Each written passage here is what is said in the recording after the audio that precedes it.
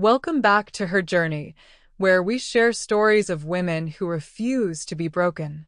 If this is your first time here, hit that subscribe button and join our family of survivors, because today's story will shake you to your core and then lift you up again.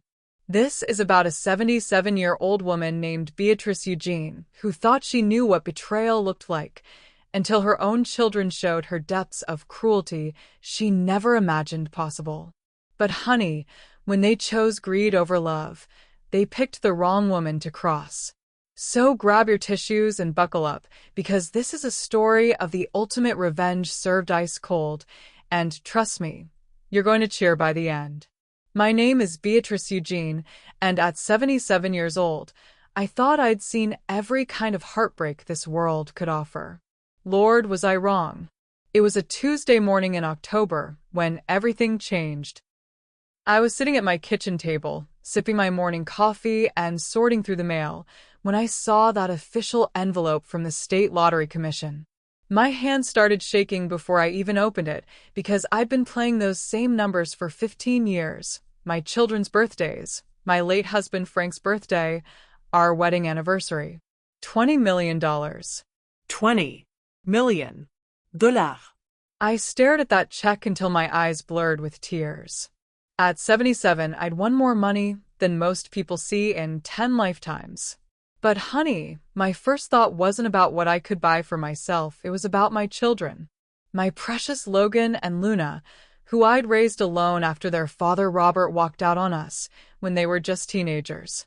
See, Robert had left me for his secretary, a woman named Chloe Santos. 20 years ago, he destroyed our family for that woman, but I'd picked up the pieces. I'd worked 2 jobs to put my kids through college. I'd been there for every graduation, every heartbreak, every milestone. I'd rebuilt our little family from the ashes of his betrayal.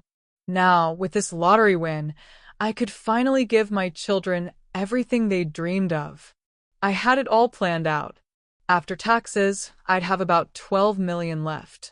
I would buy each of them a luxury home, something they'd been dreaming about but could never afford on their salaries.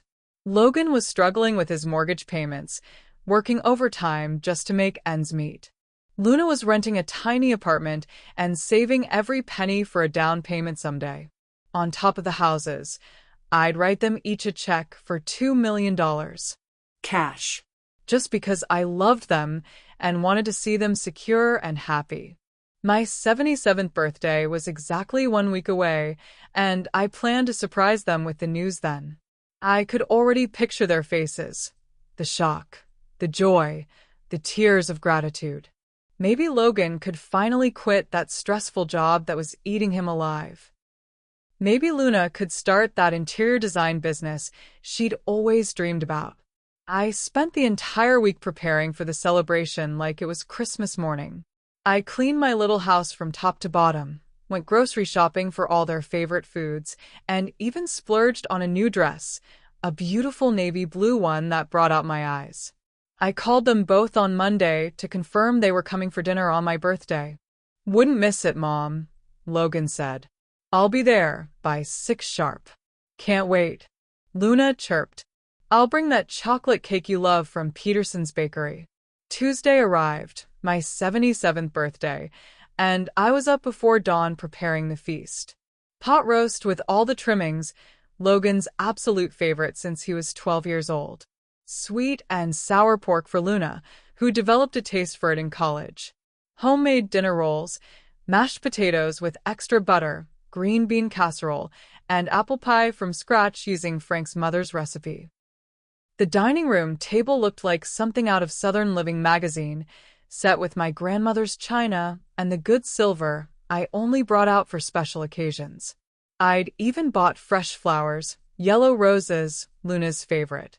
At exactly 6 p.m., I was sitting at that beautifully set table, wearing my new dress, with the lottery paperwork and 2 certified checks hidden in my purse. I was practically vibrating with excitement. 6:30 came and went. Then 7 o'clock. By 8 o'clock, I was worried. By 9 o'clock, I was calling both their phones, but nobody answered. At 10 p.m., I was still sitting at that table, staring at the untouched food, my heart breaking a little more with each tick of the grandfather clock.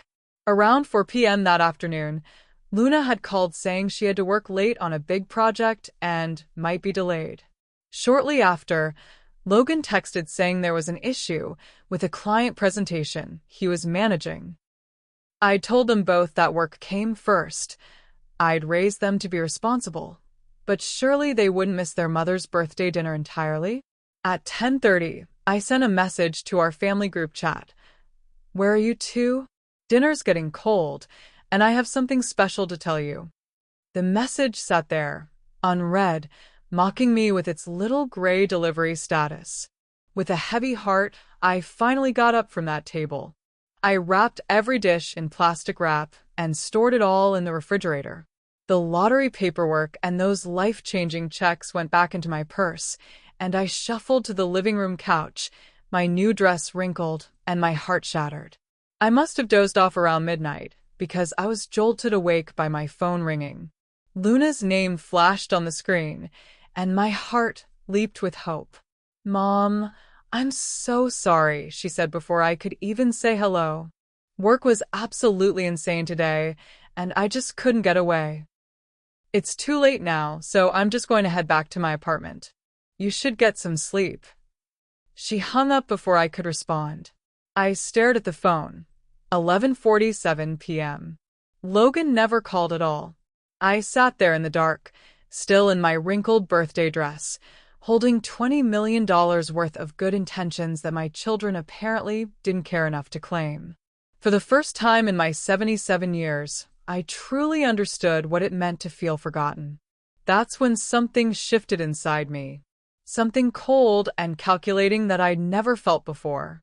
If my children couldn't be bothered to show up for their mother's birthday, why should I bother to share my good fortune with them?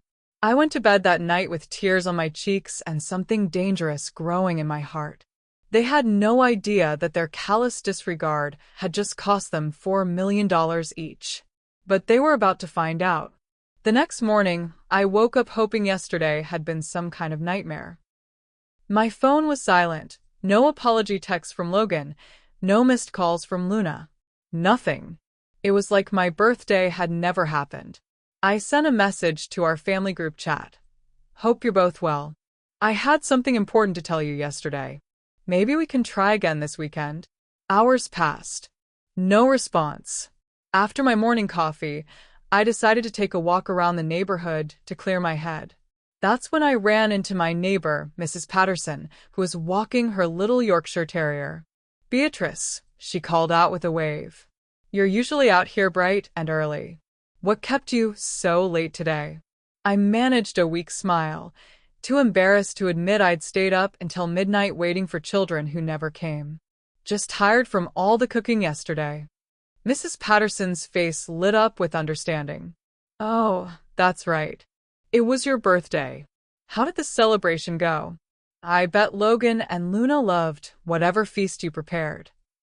The words hit me like a physical blow. I opened my mouth to answer, but nothing came out. Mrs. Patterson's expression changed as she studied my face. "Honey, what's wrong? Did something happen?" Before I could respond, a sharp, mocking voice cut through the morning air. "Oh, don't look so surprised, Mrs. Patterson. The devoted children didn't show up, did they?" I turned to see Veronica Mills, my most unpleasant neighbor, standing there with her arms crossed and a nasty smirk on her face. We'd worked at the same textile import company for 15 years before I retired, and she'd never forgiven me for getting the promotion to regional manager over her.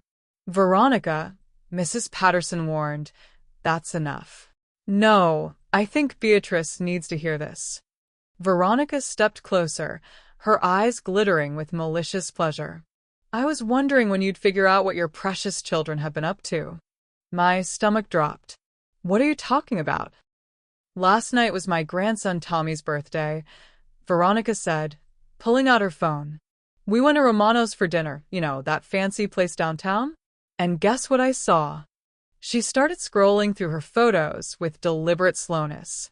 I took some video because I couldn't believe my eyes. Here, take a look.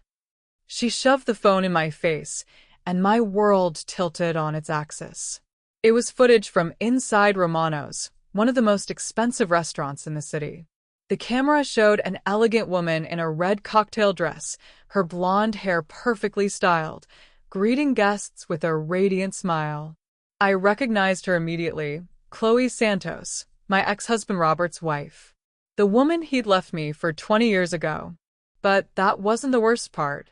Standing beside Chloe, linking arms with her like she was their beloved mother, were Logan and Luna. They were both dressed to the nines, Logan in a suit I'd never seen before, Luna in a designer dress that probably cost more than my monthly grocery budget. They were laughing and talking, looking absolutely radiant. Behind them, two enormous banners hung from the ceiling. Happy 25th wedding anniversary Robert and Chloe, and Happy birthday Chloe, 60 and fabulous. My granddaughter Vivian appeared on screen, Logan's 8-year-old daughter, her tiny hands clutching Chloe's as she chirped sweetly, "Grandma Chloe, you're the prettiest grandma in the whole world. Way prettier than my other grandma." The video continued, each second a fresh knife to my heart. I watched Logan present Chloe with an expensive-looking jewelry box, kissing her cheek as she gushed over whatever was inside. Luna gave her what appeared to be a designer handbag, calling her mom like it was the most natural thing in the world. The camera panned to show Robert raising a champagne toast. To my beautiful wife Chloe and to Logan and Luna, who proved that family isn't about blood, it's about love and loyalty. You too made the right choice years ago. Everyone applauded. My children beamed like they'd just won the lottery. My granddaughter hugged the woman who had destroyed my marriage. The video ended, but Veronica wasn't done with her torture. "You should have seen the gifts they brought," she said with venomous glee. "That jewelry Logan gave her looked like real diamonds to me. Probably cost more than your car. And Luna's handbag was definitely designer. I recognized it from the boutique downtown. We're talking thousands of dollars." She leaned in closer, her voice dripping with false sympathy. "Funny thing is, every time they visit you, they complain about being broke. Logan's always going on about his mortgage payments. Luna's always talking about her student loans. But somehow they had plenty of money for Chloe's birthday." My legs felt like they were going to give out. I grabbed onto a nearby mailbox for support. "Oh, and the best part?" Veronica continued, clearly enjoying my devastation. "I overheard Luna in the ladies' room, talking on her phone. She was bragging to someone about how they'd finally chosen the winning team. Said something about Chloe being the mother they'd always deserved, unlike." She paused dramatically. "Well, unlike the bitter old woman who raised them." Mrs. Patterson grabbed Veronica's arm. "That's enough. You're being cruel." But Veronica shook her off. "She needs to know the truth. 20 years those kids have been playing both sides, taking from Beatrice, while building their real relationship with Robert and Chloe. Last night they finally chose sides." I returned Veronica's phone with shaking hands, and somehow managed to walk home on unsteady legs. The taste of blood filled my mouth. I'd bitten my lip so hard, trying not to scream. The moment I got inside my house, I collapsed on Frank's old recliner and let the tears flow. But underneath the heartbreak, something else was growing. Something cold and furious, and absolutely merciless. My children hadn't just forgotten my birthday. They'd actively chosen to celebrate with the woman who had destroyed our family 20 years ago.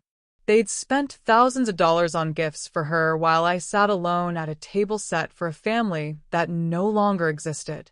But here's what Logan and Luna didn't know. I was now worth $20 million, and I'd been planning to give them each $2 million, plus houses. Well, plans change. If they wanted Chloe to be their mother, she could support them financially too. Because as of this moment, they were no longer my children, and they would never see a penny of my lottery winnings. Sometimes the best revenge is simply letting people live with the consequences of their choices. And my children were about to learn that lesson the hard way. That night, I couldn't sleep. Every time I closed my eyes, I saw that video, my children's faces glowing with happiness as they celebrated the woman who had been the other woman in my marriage. The woman who had torn apart our family when Logan and Luna were just 16 and 17 years old. I remembered how devastated they'd been when Robert left. Luna had cried for weeks and Logan had gotten into fights at school. I'd held them together, worked double shifts to keep us afloat, and slowly rebuilt our family from the ruins Robert had left behind. Or so I'd thought. The next morning, I made a decision that would change everything. I called my great-niece Jessica, who was studying computer science at the local university and always seemed to know everything about social media and the internet. "Aunt Beatrice, what a nice surprise," she said when she answered. "How was your birthday? Mom said you were having Logan and Luna over." "That's actually what I'm calling about, dear. I need a favor. Could you help me look up Logan and Luna's social media accounts? I'm worried I might be missing important updates about their lives." There was a pause. "You mean like Facebook and Instagram?" "Yes, and anything else they might be using. I want to make sure I'm not out of touch with what's happening in their lives." "Of course. Give me an hour, and I'll call you back." 90 minutes later, Jessica called, and her voice was filled with concern. "Aunt Beatrice, I think you should sit down for this." What she told me made my blood run cold. For the past 6 months, both Logan and Luna had been posting regularly about family dinners and holiday celebrations, but none of them included me. Instead, every photo showed them with Robert, Chloe, and little Vivian, calling themselves the Santos family. Luna's Instagram was full of posts about my amazing stepmom Chloe and grateful for real family values. Logan's Facebook showed him and Robert at baseball games, fishing trips, and barbecues. Little Vivian was in dozens of photos, always cuddled up with Grandma and Grandpa Santos. But the most damning evidence was a post Luna had made just 3 weeks earlier. "So blessed to have a mother figure who understands that love isn't about guilt trips and manipulation. Some people just know how to let their children be adults. #blessed, #realmom, #healthyboundaries."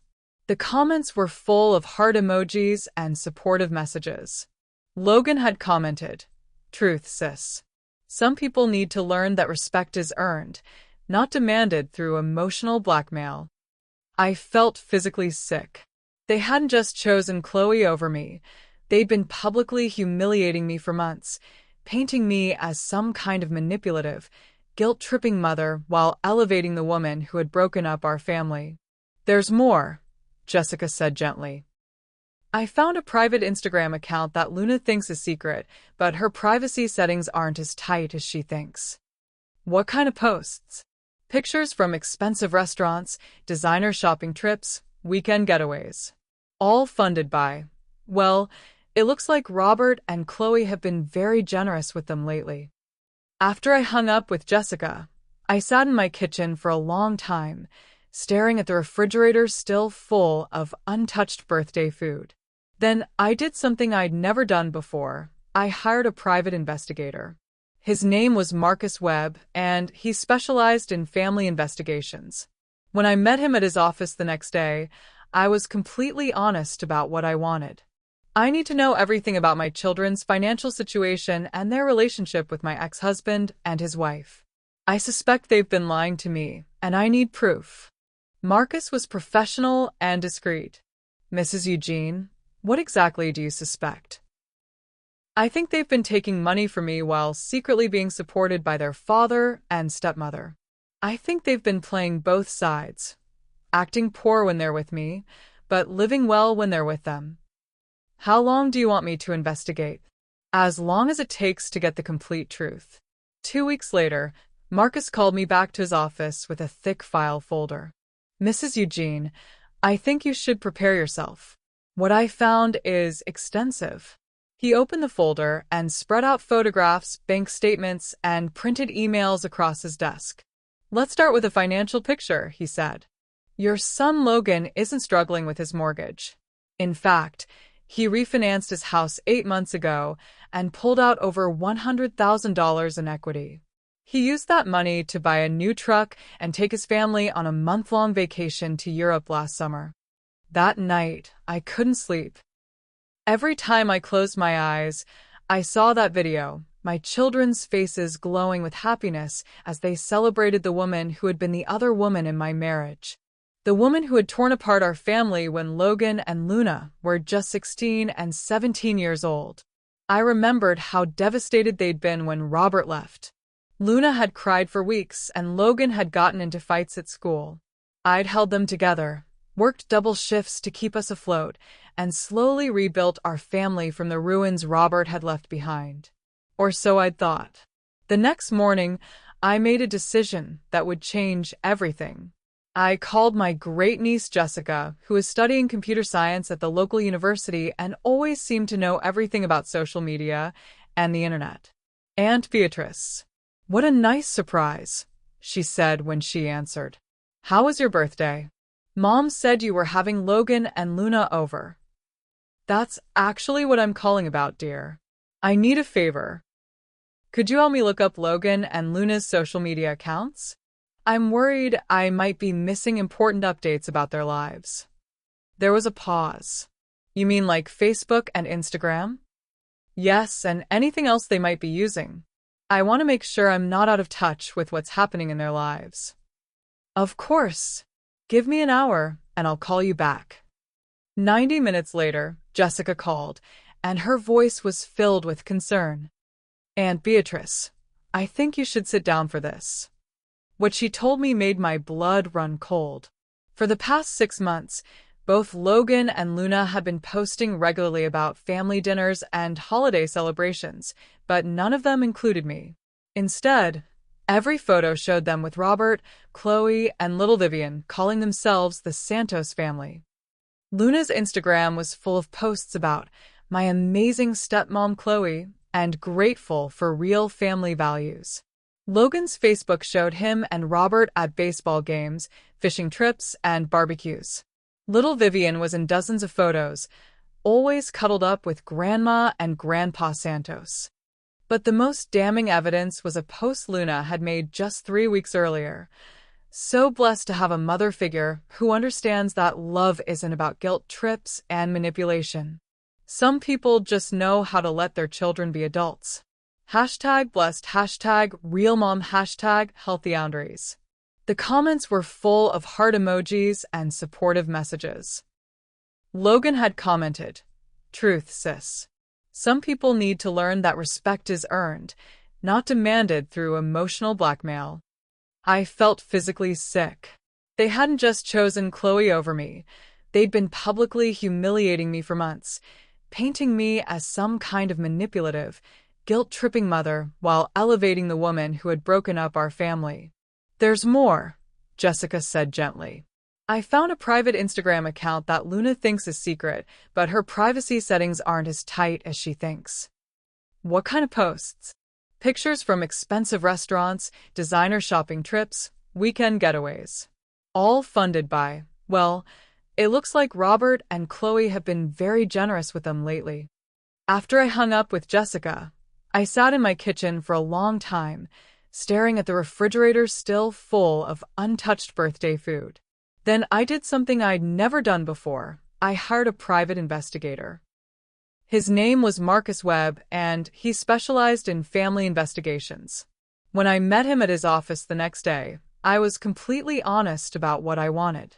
"I need to know everything about my children's financial situation and their relationship with my ex-husband and his wife. I suspect they've been lying to me, and I need proof." Marcus was professional and discreet. "Mrs. Eugene, what exactly do you suspect?"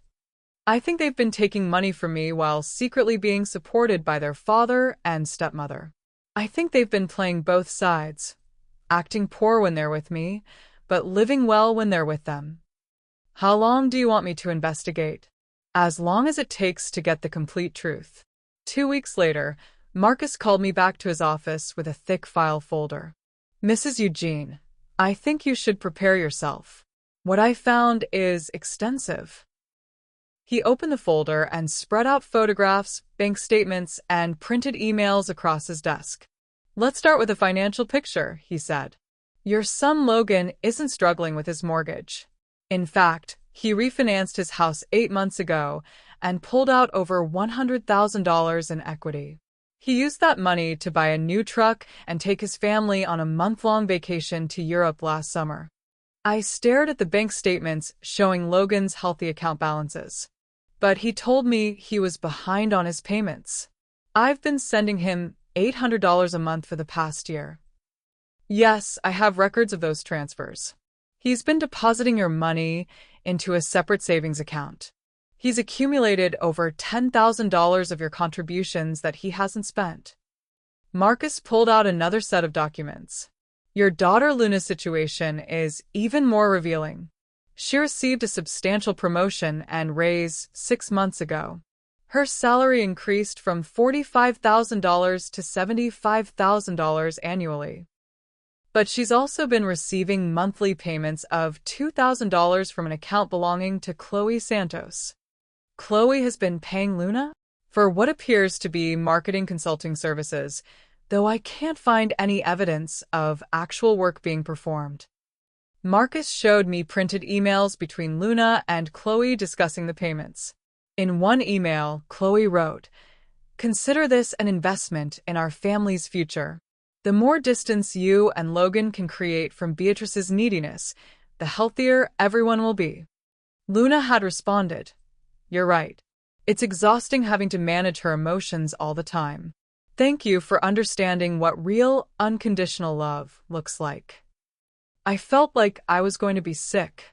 "There's more," Marcus said gently.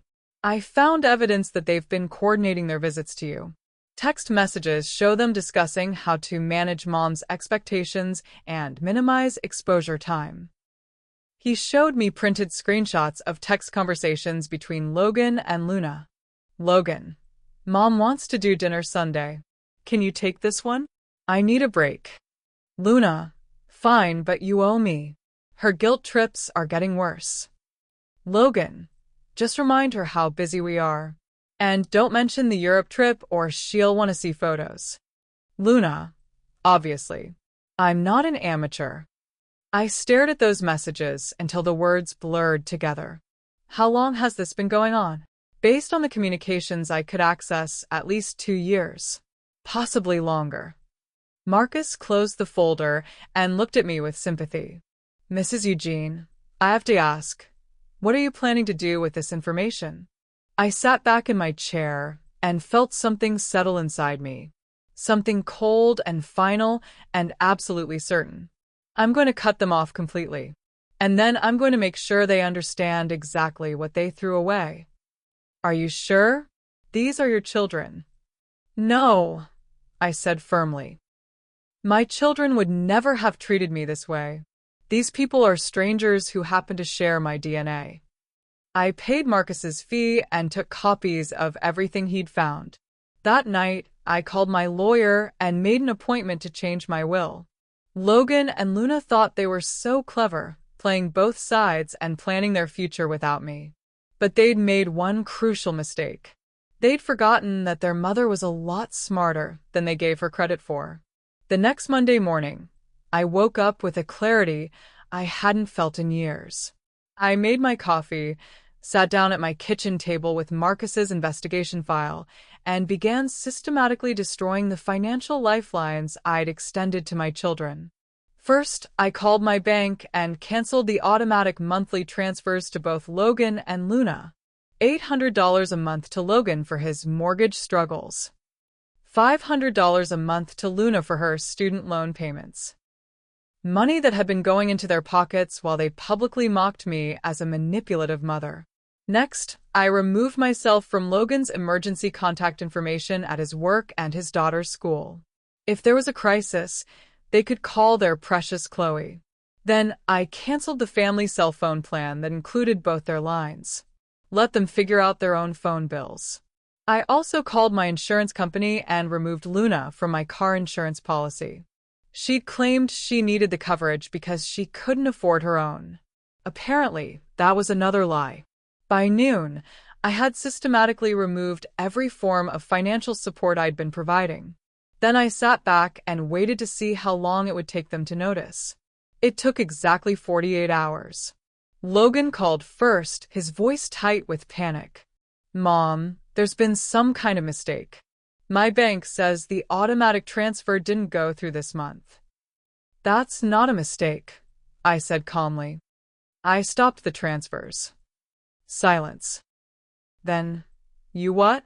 Why? Because I found out you don't actually need the money. Amazing what you can discover when you look into things. Mom, I don't know what you think you know, but I know you refinanced your house 8 months ago and pulled out over $100,000. I know you've been saving the money I send you instead of using it for mortgage payments. I know you spent last summer in Europe while telling me you were too broke to visit me for more than a few hours. The silence stretched so long I thought he'd hung up.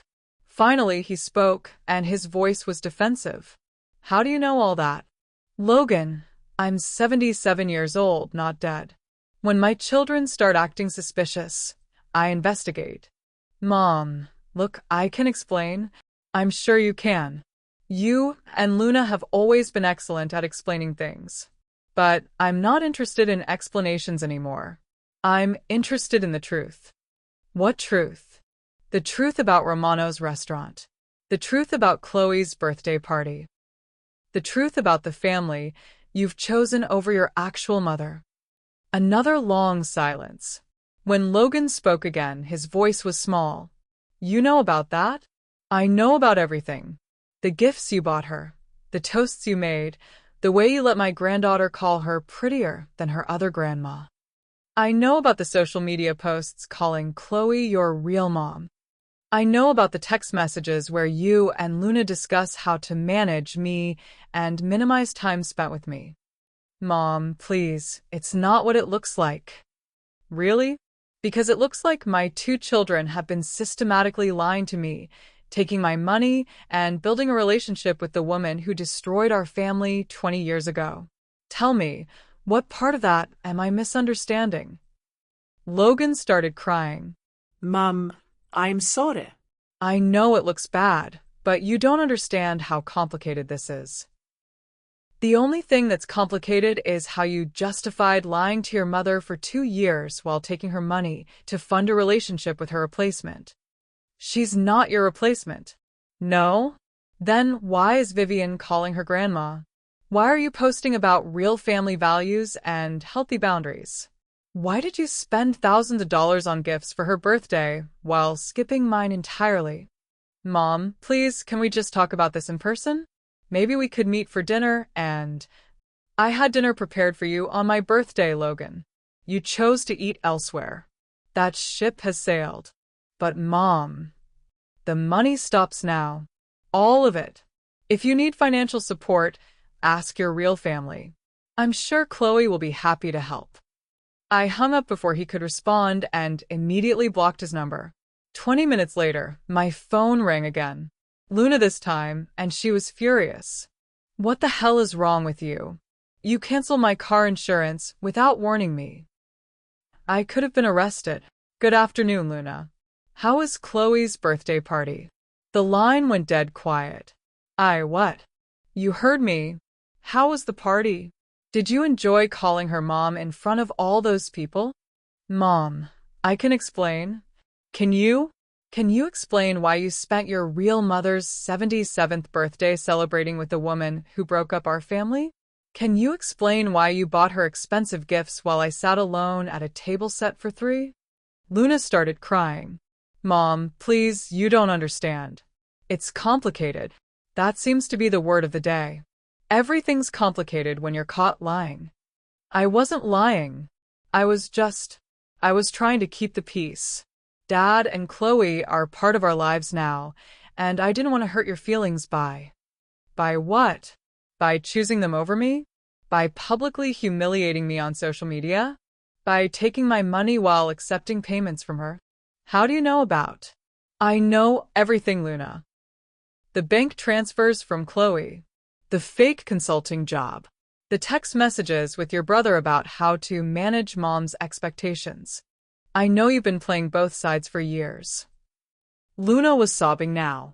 Mom, please, I'm sorry. I know I made mistakes, but I love you. You're my mother. No, I'm not. You made that very clear when you posted about your real mom and healthy boundaries. Chloe is your mother now. She can pay your car insurance. Mom, please don't do this. I need help. I can't afford. You make $75,000 a year plus $2,000 a month from Chloe. You can afford whatever you need. But what if I stop taking money from her? What if I cut contact with them? Would you? Luna, do you love me? The question seemed to catch her off guard. Of course I do. Do you respect me? A longer pause. Yes. Do you enjoy spending time with me? An even longer pause. Mom, that's not fair. It's a simple question. Do you enjoy my company, or am I just an obligation you manage with your brother? The silence told me everything I needed to know. I thought so, I said quietly. Luna, I want you to listen very carefully. I'm done. I'm done being your backup plan. I'm done being the mother you tolerate while building your real relationship with Chloe. I'm done funding your life while you publicly humiliate me. Mom, no, please. You made your choice. You chose them. Now live with it. I hung up and blocked her number 2. Then I sat in my quiet kitchen, surrounded by the remnants of a birthday dinner that no one had come to eat, and felt something I hadn't felt in years. Peace. For the first time in my adult life, I was completely free to live for myself. No more monthly guilt about whether I was doing enough for my children. No more walking on eggshells to avoid their judgment. No more pouring love and money into relationships that were built on lies. I was 77 years old, worth $20 million, and finally free to discover who I was when I wasn't being anyone's mother. It was going to be interesting. Over the next few weeks, Logan and Luna tried everything to reach me. They called from borrowed phones, sent emails, even showed up at my house. But I'd had my locks changed and installed a security system with cameras. When they rang the doorbell, I simply watched them from my upstairs window and waited for them to leave. The most pathetic attempt came when they brought little Vivian to my front door. I watched from my bedroom window as Luna lifted the 8-year-old up to ring the doorbell. Ring Grandma Beatrice's bell, sweetie. Tell her you miss her. My heart broke as I heard Vivian's small voice calling, Grandma, please open the door. Mommy says you're sad and we need to make you feel better. But I didn't open that door because I knew exactly what they were doing, using that innocent child as a weapon to manipulate me. And I refused to let them teach her that emotional blackmail was an acceptable way to get what you want. After 20 minutes of Vivian's increasingly confused calls, they finally left. But not before Luna shouted at my door, Fine. Be a bitter old woman. We don't need you. We have a real family who actually loves us. That night, I made a phone call that would change everything. Wilson and Associates. How may I help you? I need to speak with Thomas Wilson about updating my will. Tom Wilson had been my lawyer for 15 years, ever since Frank died. He was a good man, honest and thorough, and he didn't ask unnecessary questions when I explained what I wanted. I want to remove Logan and Luna entirely from my will, I told him during our meeting the next day. Everything goes to charity now. Tom looked concerned. Beatrice, this is a significant decision. Are you sure you want to? I've never been more sure of anything in my life. What about your granddaughter? I'll set up a separate trust for Vivian that her parents can't touch. She's innocent in all this, and she shouldn't suffer because her parents are horrible people. 2 days later, I was back in Tom's office, signing the new documents. Every penny of my $20 million would now go to various charities, women's shelters, children's hospitals, organizations that helped elderly people who had been abandoned by their families.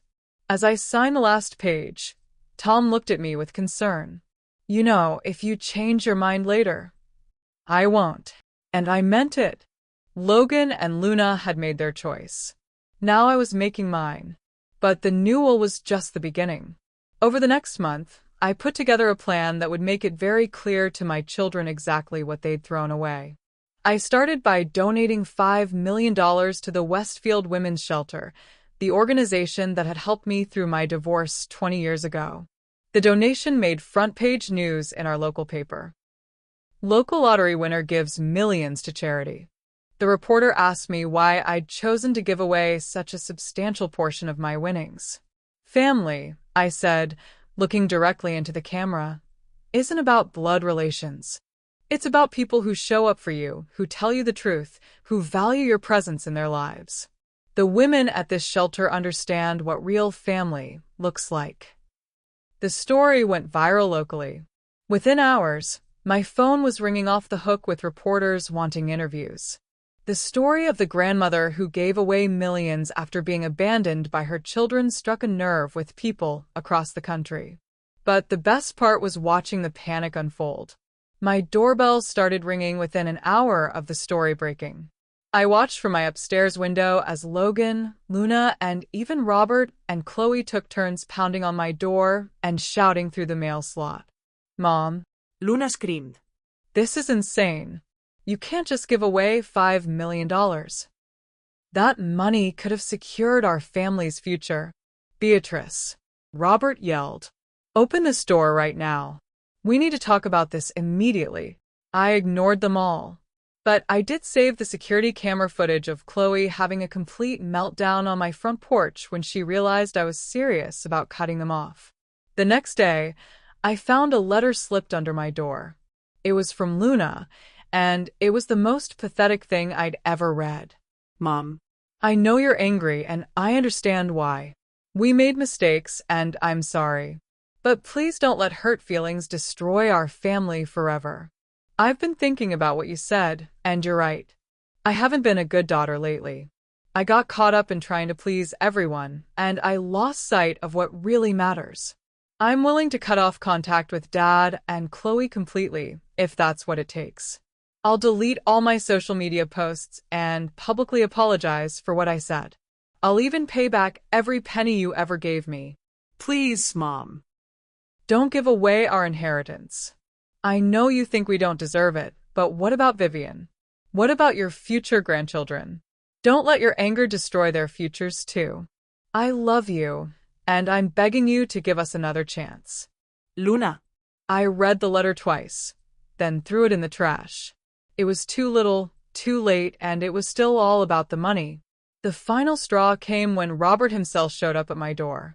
I watched from my window as he rang the bell persistently for 10 minutes. Finally, I opened my bedroom window and called down to him.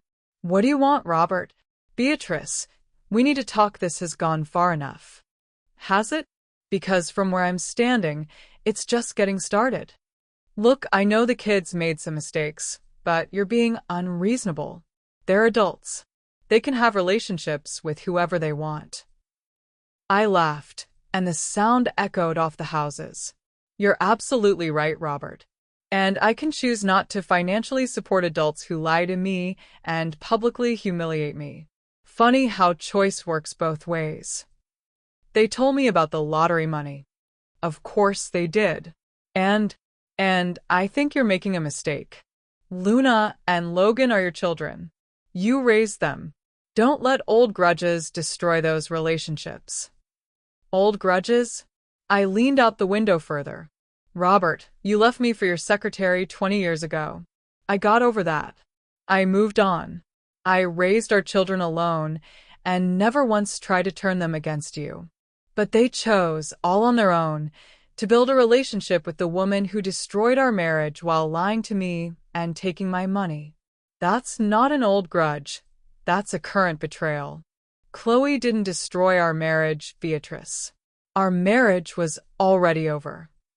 Maybe for you it was, but I was committed to our vows." right up until the day I found out about your affair. That was 20 years ago. Yes, it was. And for 20 years, I've been nothing but civil to you. I never badmouthed you to the children. I never tried to interfere with your relationship with them. I even encouraged them to spend time with you because I thought it was important. And this is how you repay that courtesy? By turning them against me. I didn't turn them against you. No. Then why are they calling Chloe their real mother? Why are they posting on social media about how grateful they are to have a mother who doesn't guilt-trip them? You didn't have to actively turn them against me, Robert. You just had to provide them with an alternative that came with fewer expectations and more indulgence. There was a long pause. Then, in a quieter voice, "What do you want, Beatrice?" "I don't want anything from you. I want you to leave me alone. You got what you wanted 20 years ago, Chloe, and a life without me. Now you've gotten our children too. Congratulations. You win. But don't expect me to keep funding their lives while they build their new family with you. You're punishing them for having a relationship with their father. I'm not punishing them for anything. I'm simply no longer rewarding their lies and manipulation with financial support. There's a difference. Beatrice, please. Just think about this. Don't let pride destroy your family. My family. I was done being polite. Robert, my family was destroyed 20 years ago when you decided your secretary was more important than your wife and children. What you have now is not my family, it's your family. So you take care of it. You pay for Logan's mortgage and Luna's expenses and little Vivian's dance classes. Because I'm done. I slammed the window shut and watched him stand there for another 10 minutes before finally walking away. That evening, I poured myself a glass of wine and sat in my garden, feeling more at peace than I had in years. I'd spent 2 decades putting my children's needs ahead of my own, and this was how they'd repaid me. Well, no more. I was 77 years old, worth $15 million after my donation, and for the first time in my adult life, I was completely free to live for myself. It was terrifying and exhilarating at the same time. 6 months after cutting off Logan and Luna, I was a completely different woman. The weight I'd been carrying for years, the constant worry about whether I was doing enough for my children, whether they were happy, whether they needed anything, had lifted from my shoulders like a heavy coat I'd finally decided to take off. I sold my little house and bought a beautiful ranch-style home in the prestigious Millbrook neighborhood. It had 3 bedrooms, a gourmet kitchen, and a gorgeous garden that backed up to a nature preserve. For the first time in my life, I was living somewhere that reflected my success rather than my sacrifices. I also hired a housekeeper, joined a gym with a personal trainer, and started taking art classes at the community college. At 77, I was in the best shape of my life, both physically and mentally. But the most rewarding part of my new life was the Beatrice Eugene Foundation for Abandoned Seniors, which I'd established with another $5 million. The foundation helped elderly people who had been financially exploited or emotionally abandoned by their adult children. We provided legal assistance, counseling services, emergency housing, and in some cases, direct financial support to help them rebuild their lives. I personally reviewed every application, and the stories broke my heart. Seniors who had given their life savings to children who disappeared the moment the money was gone. Elderly parents who had been dumped in substandard nursing homes by kids who were too busy to visit. Grandparents who had been cut off from their grandchildren because they refused to enable their adult children's destructive behavior. The foundation became my passion, and for the first time since my children were small, I felt like I had a real purpose. Of course, Logan and Luna tried multiple times to reconnect once they realized I was serious about cutting them off. They sent cards on Mother's Day, returned to sender. They tried to show up at Christmas. I spent the holiday in Florida. Luna even had the audacity to send me a birth announcement when she had her second child. I threw it in the trash without opening it. My new life was rich and fulfilling, but it was about to become even better when I met William Chen at a foundation fundraiser. William was a 74-year-old retired economics professor whose adult children had stolen his retirement savings and left him nearly destitute. He'd rebuilt his life through sheer determination and was now one of our most dedicated volunteers. "You have an interesting story," he said during our first conversation over coffee after a board meeting. "Don't we all?" "Yes, but yours has a different ending than most. Most people in our situation become bitter and isolated. You became powerful and generous. That's rare." I studied his kind face, weathered by experience, but still handsome. "And what's your ending, William?" "Still being written. But I'm hopeful it includes good friends and meaningful work. Those are worthy goals." "What about love? Is that off the table at our age?" The question caught me off guard. I'd been so focused on building my new life that I hadn't considered the possibility of romance. But looking at William, intelligent, kind, with eyes that held both pain and hope, I felt something I hadn't felt in decades. "I suppose that depends on finding someone worth loving," I said carefully. "And someone who sees your worth," he replied. 6 months later, William moved into my beautiful new house. We were like teenagers, giddy with the discovery that love could bloom even in the winter of our lives. He brought laughter back into my days and gentle affection into my nights. The morning of my 78th birthday, I woke up in William's arms, sunlight streaming through the windows of our bedroom that overlooked the garden. My phone had exactly 0 messages from Logan or Luna, and I couldn't have been happier about it. "Happy birthday, beautiful," William murmured, kissing my forehead. "Thank you, sweetheart. What would you like to do today?" I smiled, thinking about all the possibilities ahead of us. "Anything except wait for people who aren't coming." We spent the day at the art museum, had lunch at my favorite restaurant, and ended with a quiet dinner at home with our closest friends from the foundation. It was the best birthday I'd had in years. But the best was yet to come. That evening, as we were cleaning up from dinner, William got down on one knee in our kitchen. "Beatrice Eugene," he said, his eyes twinkling with mischief, "I'm 74 years old, and I never thought I'd get another chance at this. Will you marry me?" I looked down at this wonderful man who had brought joy back into my life, who saw my worth not in what I could provide but in who I was, and I felt my heart overflow with happiness. "Yes," I said, pulling him to his feet and kissing him soundly. "Yes, I will." We were married 6 months later in our garden, surrounded by friends from the foundation and volunteers who had become our chosen family. I wore a beautiful cream-colored dress and felt more radiant than I had on my first wedding day 49 years earlier. The best part? Logan and Luna had no idea any of this was happening.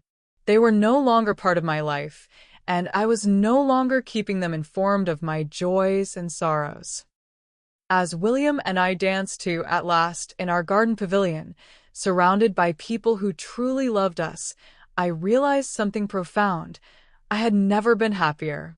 Cutting my children out of my life hadn't made me bitter or lonely. It had freed me to discover who I was when I wasn't constantly trying to earn love from people who saw me as nothing more than a source of money and guilt. I was Beatrice Eugene Chen now, philanthropist, advocate, and beloved wife. I was powerful, respected, and genuinely cherished. And Logan and Luna had missed it all because they'd chosen a fake family over their real mother. Their loss. My gain. 2 years into my marriage with William, life was better than I'd ever imagined possible.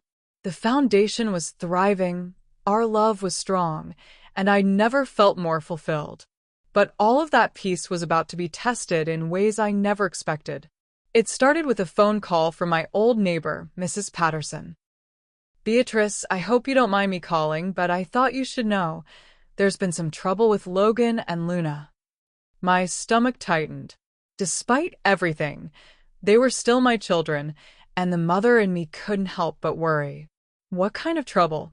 "Well, Logan and his wife Michelle are getting divorced. It's been messy, with custody battles and financial disputes. And Luna, well, her boyfriend left her when she was 6 months pregnant. She's struggling. I felt a familiar pang of maternal concern, but I pushed it down. That's unfortunate, but it's not my concern anymore. I know, dear, but I also thought you should know that they've been asking about you. Apparently, they've heard about your marriage and the foundation, and they're not happy. Not happy about what? About being cut out of your life.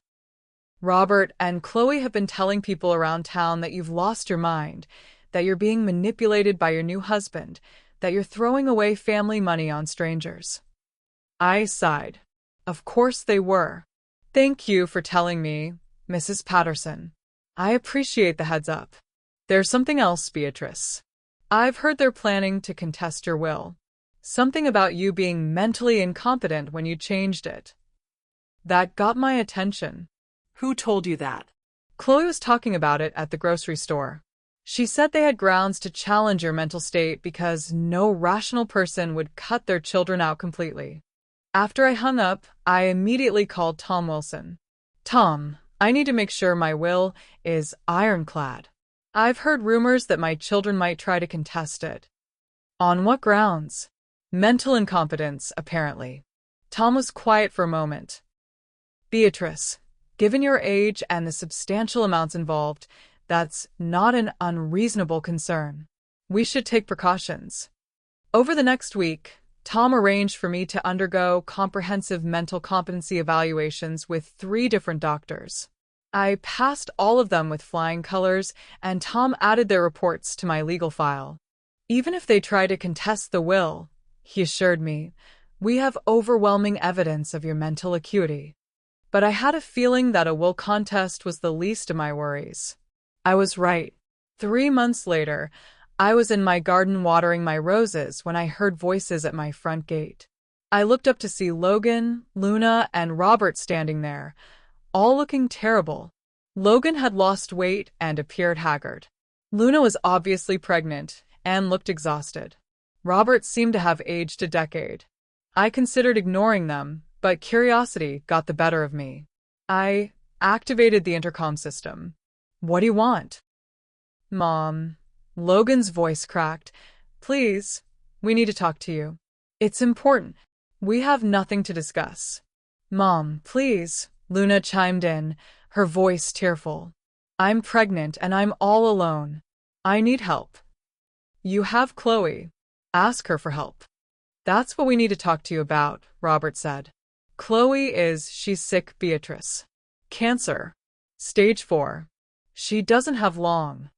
I felt a moment of genuine sympathy, but it passed quickly. I'm sorry to hear that, but I fail to see what it has to do with me. She can't help us anymore, Luna sobbed. Financially or otherwise. Mom, I'm scared. I don't have anyone else. You should have thought of that before you chose her over me. We were wrong, Logan shouted. We know we were wrong, but we're family. Doesn't that count for something? I looked at these 3 people, my ex-husband and the children I'd raised, and felt nothing but a cold indifference. You're not my family, I said calmly. You made that very clear 2 years ago. Find someone else to manipulate. Beatrice, please. Robert tried one more time. Think about your grandchildren. Vivian misses you. And Luna's baby will be her grandchild, too. My grandchildren? I laughed, and the sound was sharp. Robert, you spent years telling Vivian that Chloe was her real grandmother. You succeeded.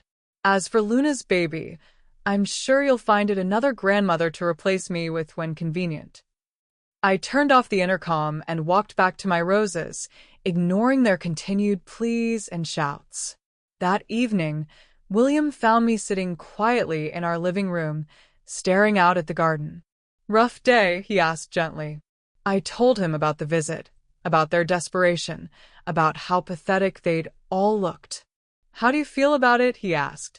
Nothing, I said, and realized it was true. I feel absolutely nothing. They're strangers to me now. No regrets? None. They made their choice when they had everything to gain and nothing to lose. Now, they want to reverse that choice when they have everything to lose and nothing to gain. That's not how relationships work. William nodded. What do you think they'll do next? I honestly don't care. They can contest the will if they want. They can spread rumors about my mental state. They can even try to guilt me with the grandchildren. None of it will work, because I'm not the same woman who used to beg for their love. Who are you now? I looked around our beautiful home, thought about the foundation that was changing lives, considered the marriage that had brought me such joy. I'm a woman who knows her worth, I said. And it's not measured by how my children treat me. The next morning, I woke up with a new sense of purpose. If Logan, Luna, and Robert wanted to play games, I was happy to show them how the game was really played. I called Tom Wilson and scheduled another meeting. I want to make a very public donation, I told him.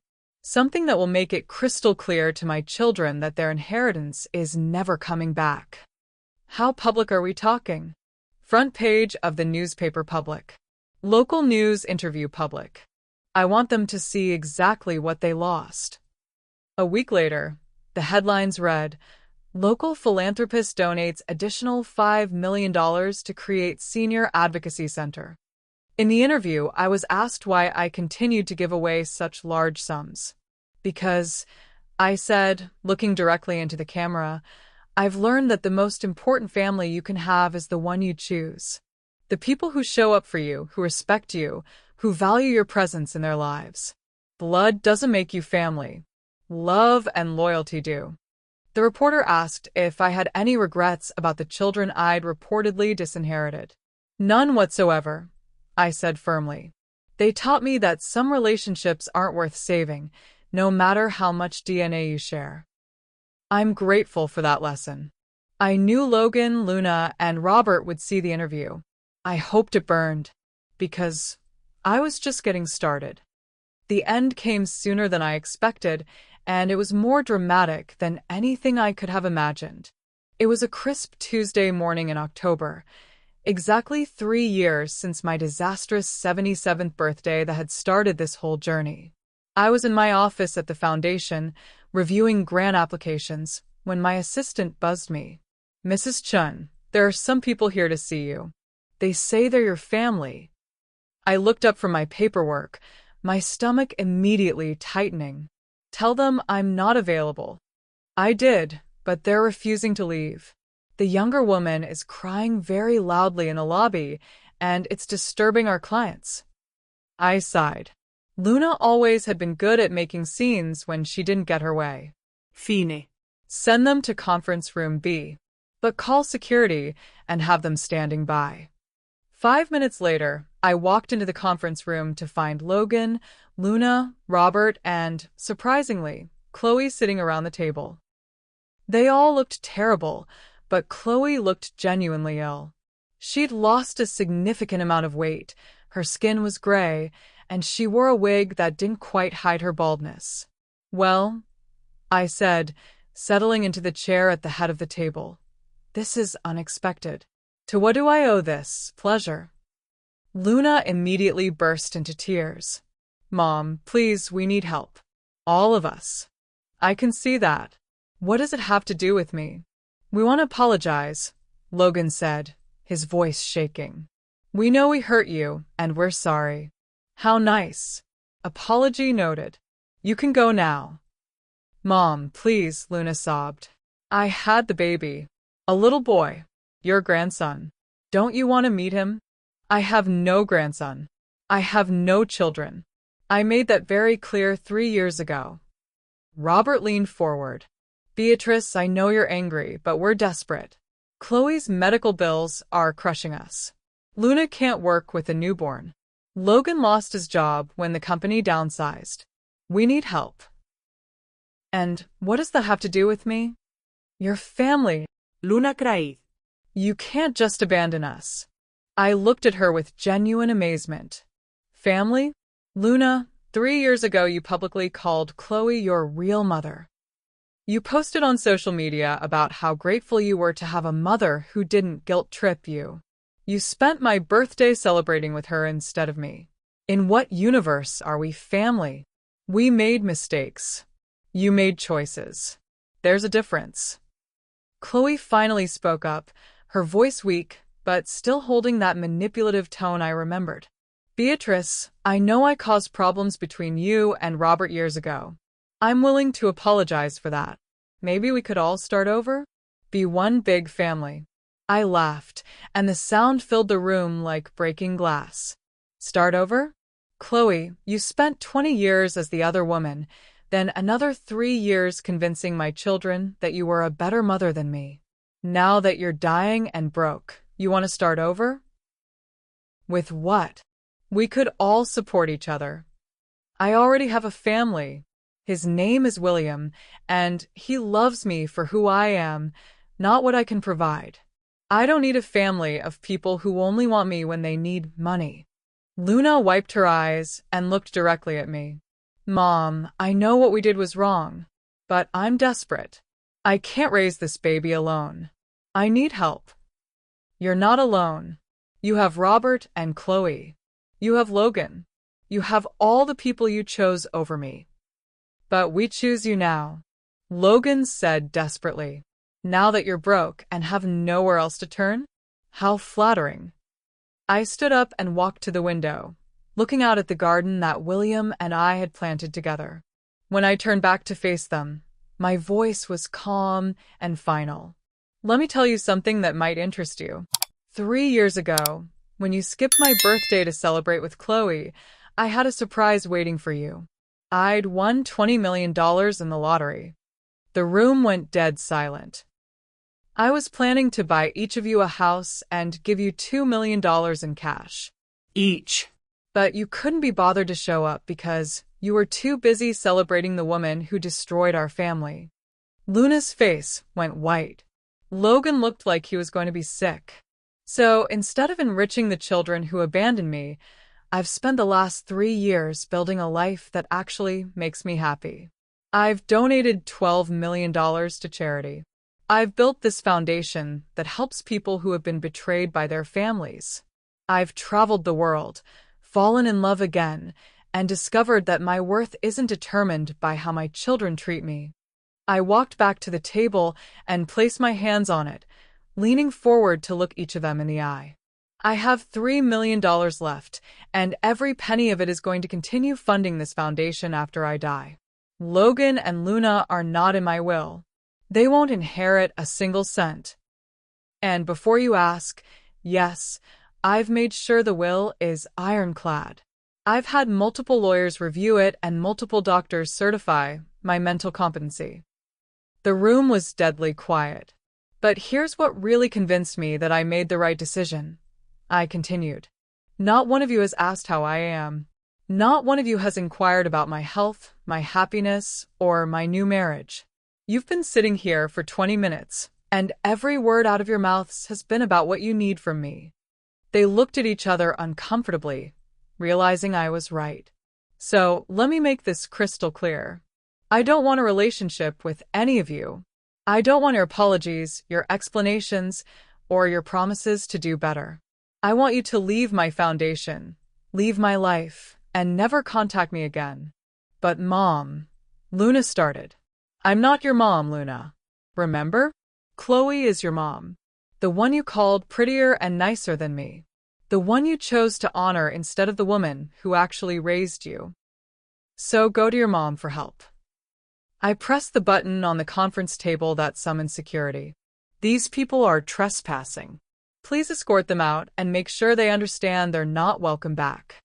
As security approached, Robert made one last desperate attempt. Beatrice, think about your grandchildren. Vivian barely remembers you, and you'll never know Luna's son. Do you really want to die alone and forgotten? I looked at him with pity. Robert, I'm not alone. I have a husband who adores me, friends who respect me, and meaningful work that helps people. I have everything I need. You're the ones who are alone, alone with the consequences of your choices. You'll regret this someday. Luna screamed as security escorted her out. The only thing I regret, I called after them, is waiting so long to see you for who you really are. As the door closed behind them, I felt a weight lift from my shoulders that I didn't even know I'd been carrying. I called William from my office phone. "How did it go?" he asked. "It's over. Really, truly over. They'll never bother me again." "How do you know?" "Because they finally understand that I meant what I said. There's no more money to be had, no more guilt trips that will work, no more manipulation that will change my mind." "And how do you feel?" I looked around my office, at the photos of Foundation success stories, at the awards we'd received for our work, at the picture of William and me from our anniversary trip to Italy last month. "Free," I said. "I feel completely free." 1 year after that final confrontation, I received news that should have made me sad, but instead filled me with a sense of poetic justice. Chloe had died. Mrs. Patterson called to tell me, though she seemed hesitant to share the details. The funeral was small, she said. Just Robert, Logan, Luna, and a few friends. Apparently, the medical bills wiped them out completely. They had to sell the house and are all living in a rental apartment together. All of them? In one apartment. From what I heard, yes. Logan, his ex-wife Michelle, little Vivian, Luna, and her baby boy. Plus Robert. It's apparently quite cramped and tense. I tried to feel sorry for them, but I couldn't manage it. This was exactly what they'd chosen when they picked Chloe over me. A fake family built on convenience rather than love, and when the convenience ended, so did the family. There's something else, Mrs. Patterson continued. I heard that Logan tried to contest your will after all, but apparently his lawyer told him he didn't have a case because of all the mental competency evaluations you had done. Wise lawyer. Beatrice, I have to ask, don't you feel anything? Even a little bit of sadness? I considered the question seriously. I feel sad for the children I thought I raised, but those children never really existed. Logan and Luna were always capable of this level of selfishness and cruelty. I just refused to see it because I loved the idea of them more than I loved the reality of who they were. 6 months later, I got an unexpected visitor. Michelle, Logan's ex-wife, came to see me with Vivian, who was now 11 years old. "Mrs. Chun," Michelle said, "I wanted Vivian to meet her real grandmother, the one who actually accomplished something meaningful with her life." Vivian was a lovely girl, intelligent, curious, and refreshingly honest. We spent the afternoon in my garden, and she asked me directly, "Grandma Beatrice, why don't I ever see you anymore?" "What has your father told you?" I asked. "He says you're mean and bitter, and that you hate our family." "And what do you think?" She looked around at my beautiful home, at the photos of William and me traveling the world, at the framed articles about my foundation work. "I think he might be lying. This doesn't look like a mean person's house." Smart girl. I explained to her, in age-appropriate terms, that sometimes people make choices that hurt the people who love them, and that those choices have consequences. I told her that I loved her, but that her father had decided money was more important than family. "But Grandma Chloe always said family should forgive everything," Vivian said. "Some things don't deserve forgiveness, sweetheart. When someone lies to you, steals from you, and publicly humiliates you, forgiveness becomes optional. Self-respect is not." Michelle squeezed my hand. I wish I'd learned that lesson sooner. Before they left, I did something that surprised even me. I set up a college fund for Vivian, completely separate from any inheritance, managed by an independent trustee, with strict instructions that Logan could never access it. "Why are you doing this?" Michelle asked. "Because she's innocent in all this. And because I want her to know that real love doesn't come with strings attached or conditions." I also gave Michelle my contact information. If Logan ever tries to manipulate her or use her against me, call me immediately. I won't let him teach her that emotional blackmail is acceptable. These days, I rarely think about Logan and Luna. They've become like characters in a story I once read, vaguely familiar, but not really relevant to my current life. But occasionally, news filters back to me through the small-town gossip network. Logan apparently works 3 jobs now, trying to support his portion of the crowded household. Luna struggles as a single mother, juggling work and childcare with no support system. Robert's health has deteriorated significantly since Chloe's death. Apparently, grief and financial stress have taken their toll. He's been asking around about how to contact me, claiming he wants to make amends before it's too late. I wouldn't help him if he were on fire. Last month, I finalized my estate plan one final time. When William and I are gone, the foundation will continue in perpetuity. Our home will become a retreat center for elderly abuse survivors. My personal effects will be auctioned off, with proceeds going to charity. Logan and Luna will inherit exactly what they gave me in my time of need. Nothing. But the most satisfying part of my revenge isn't what I've taken away from them. It's what I've built without them. I have a marriage based on mutual respect and genuine affection. I have meaningful work that helps people rebuild their lives after family betrayal. I have financial security and the freedom to pursue my passions. I have friends who value my company and my wisdom. I have, in short, everything that Logan and Luna thought they were too good for when they chose Chloe over me. William and I celebrated our 2nd wedding anniversary last month with a trip to Scotland. As we stood on the cliffs overlooking the North Sea, I thought about the journey that had brought me to this moment. Any regrets? William asked as if reading my thoughts. I looked at this wonderful man who had brought such joy to my later years, then at the spectacular landscape around us, then at the simple gold band on my finger that represented a love built on honesty and mutual respect. None, I said firmly. Not a single one. Even about the children? Especially about the children. Cutting them off was the best decision I ever made. It freed me to discover who I was when I wasn't constantly trying to earn love from people who saw me as nothing more than a bank account with emotions.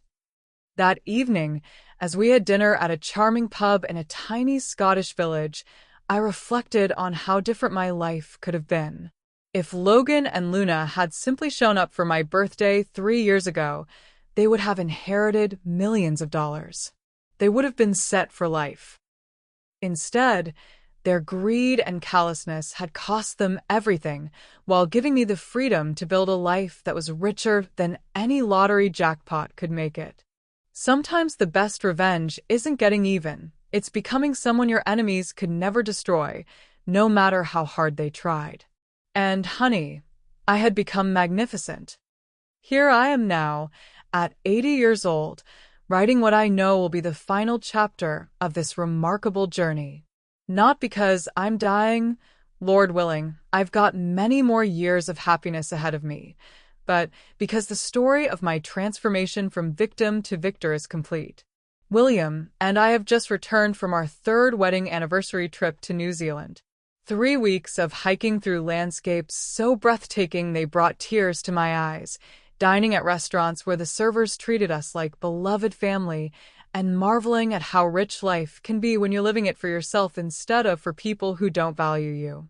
The Beatrice Eugene Foundation has now helped over 10,000 elderly people escape financial abuse and family exploitation. We've expanded to 5 states with plans for national growth. I've written a best-selling book about elder abuse that's required reading in social work programs across the country. I've been featured on major television shows, interviewed for documentaries, and invited to speak at conferences worldwide. But honey, let me tell you the most important thing I've accomplished. I've proven to myself and to every woman watching this that you are never too old to start over, and you are never too broken to build something magnificent from the ruins of your pain. Last month, I got news that should have made me sad but instead filled me with a profound sense of closure. Robert had died. Mrs. Patterson filled me in on the details over our weekly coffee. The funeral was tiny, she said. Just Logan, Luna, their children, and maybe 5 other people. They looked defeated. How unfortunate, I said and meant it.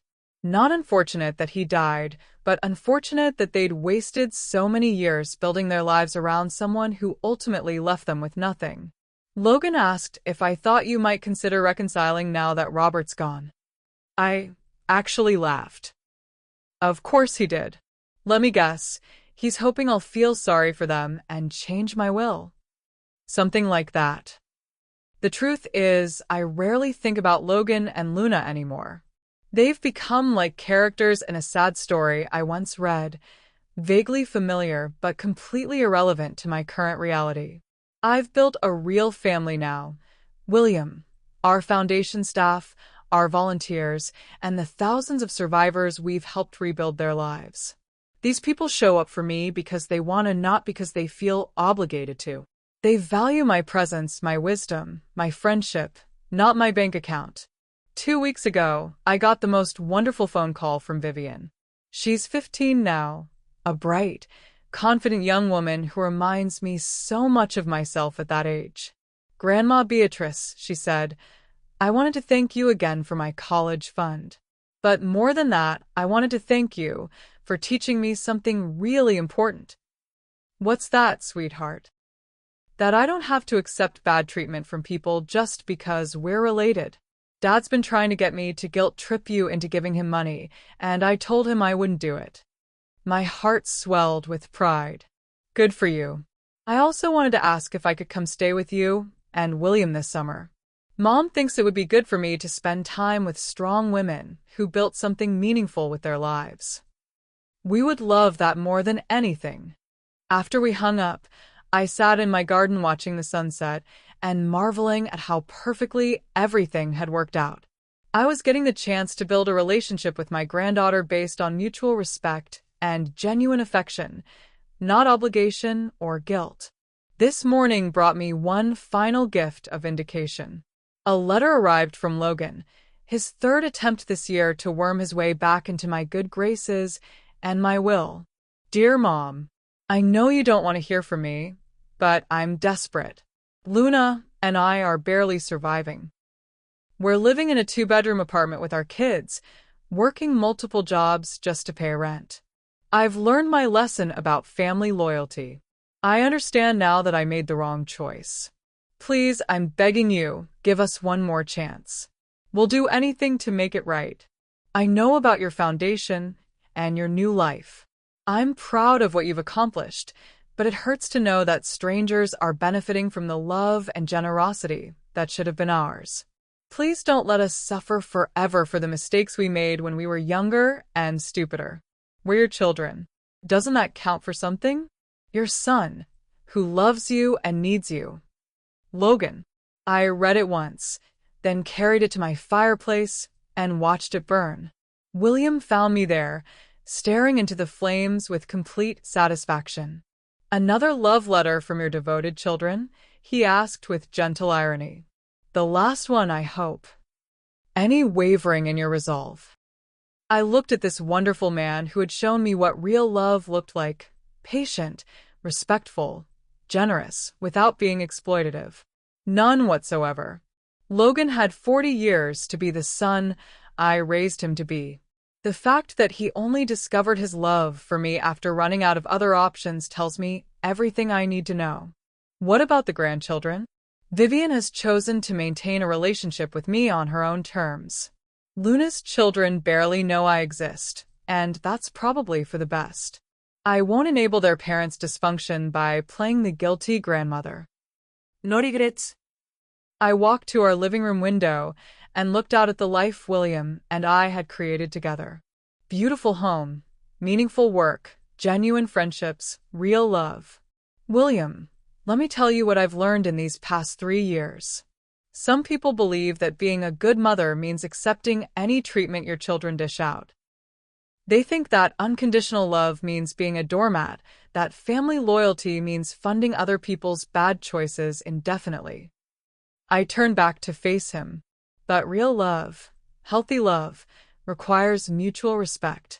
It requires showing up for each other when it's inconvenient, not just when you need something. Logan and Luna never learned that because I spent decades teaching them that my love came without boundaries or consequences. And now they know the price of taking love for granted. They know that respect is earned, not inherited. They know that family is about choice and character, not just shared DNA. Tonight, as I sit here writing the final words of the story, I want every woman watching to understand something crucial. Your worth is not determined by how your family treats you. Your value doesn't come from what you can provide for others. You deserve relationships built on mutual love and respect, not obligation and guilt. If people only want you when they need something from you, they don't really want you at all. And life is too precious to waste on people who see you as a means to an end rather than a person worthy of genuine love. I learned this lesson at 77, but you don't have to wait that long. You can choose yourself right now. You can set boundaries right now. You can build a family of choice right now. 3 years ago, Logan and Luna thought they were making the smart choice when they picked Robert and Chloe over me. They thought they were being strategic, practical, forward-thinking. Instead, they chose poverty over wealth, isolation over love, consequences over forgiveness. They traded a mother who would have supported them for life for fake family members who abandoned them the moment things got difficult. Now they're crammed into a tiny apartment, struggling financially, emotionally broken, with no support system and no prospects for improvement. Meanwhile, I live in a mansion with a man who adores me, running a foundation that changes lives, surrounded by people who genuinely value my presence. Tomorrow, William and I are flying to Paris for a month-long celebration of our anniversary. We'll walk along the Seine, visit world-class museums, dine at restaurants where the waiters treat us like royalty, and wake up every morning grateful for the love we've found and the life we've built. Logan and Luna will wake up to financial stress, cramped living conditions, and the bitter knowledge that they threw away $20 million and a mother's unconditional love for the temporary approval of people who never really cared about them. That's not revenge, honey. That's justice. And it tastes sweeter than any birthday cake I never got to share. As I close this chapter of my life, literally and figuratively, I want to leave you with the most important lesson I've learned. Sometimes the people who hurt you the most end up doing you the biggest favor. Logan and Luna thought they were destroying me when they chose Chloe over me. Instead, they forced me to rebuild myself into someone stronger, wiser, and infinitely happier than I ever was when I was begging for their love. They taught me that family isn't about blood or obligation. It's about choice and mutual respect. They showed me that my worth isn't determined by how my children treat me, but by how I choose to value myself. Most importantly, they proved that sometimes the most loving thing you can do is to stop enabling people who take you for granted. I am 80 years old, worth millions of dollars, blissfully married, and deeply respected in my community. I have meaningful work that changes lives, genuine friendships that sustain me, and the love of a granddaughter who chose me freely rather than tolerating me out of obligation. Logan and Luna have nothing but debt, dysfunction, and the knowledge that they are the architects of their own misery. If that's not the sweetest possible revenge, I don't know what is. But the real victory isn't what they lost, it's what I gained. I gained self-respect, genuine love, purposeful work, and the unshakable knowledge that I am worthy of all the good things life has to offer. And honey, so are you. Thank you for joining me on this incredible journey from heartbreak to triumph, from betrayal to victory, from victim to victor. If Beatrice's story has moved you, inspired you, or given you the courage to value yourself more highly, please hit that subscribe button and ring the notification bell for her journey. Because every woman deserves to know that she has the power to choose her own family, define her own worth, and build the life she truly deserves. Share this story with every strong woman in your life who needs to hear that it's never too late to start over, never too early to set boundaries, and never wrong to choose yourself over people who don't value you. Comment below and tell us about your own journey to self-worth. We read every single comment, and your stories inspire us to keep sharing these powerful messages. Remember, beautiful souls, you are not obligated to accept mistreatment from anyone, regardless of your relationship to them. You are not required to fund other people's lifestyles while they disrespect you. You are not responsible for managing other people's emotions or fixing their mistakes. Your love is precious. Give it only to those who treasure it, respect it, and return it genuinely. Until next time on her journey, keep choosing yourself, keep demanding the respect you deserve, and keep building the life that makes you genuinely happy, even if that means walking away from people who share your DNA, but not your values.